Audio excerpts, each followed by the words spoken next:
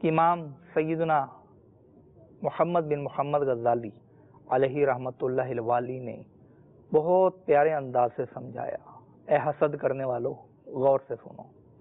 کیمیہ سعادت میں لکھتے ہیں کہ حاسد کی مثال اس شخص کی سی ہے جو دشمن کو مارنے کے لیے پتھر پھینکے اور وہ پتھر دشمن کو لگنے کے بجائے خود واپس پلٹ کے اس کو آ لگے اور سیدھی آنکھ پہ لگے۔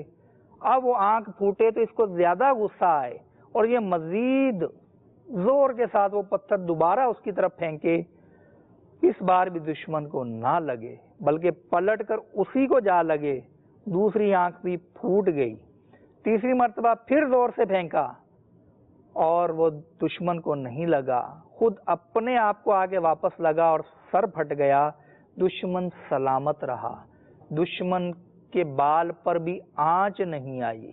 اس حسد کرنے والے نے جو 3 پتھر پھینکے تھے، اس میں سے ایک پتھر نے اس کی ایک آنکھ، دوسرے پتھر نے اس کی دوسری آنکھ، تیسرے پتھر نے اس کا سر پھوڑ دیا۔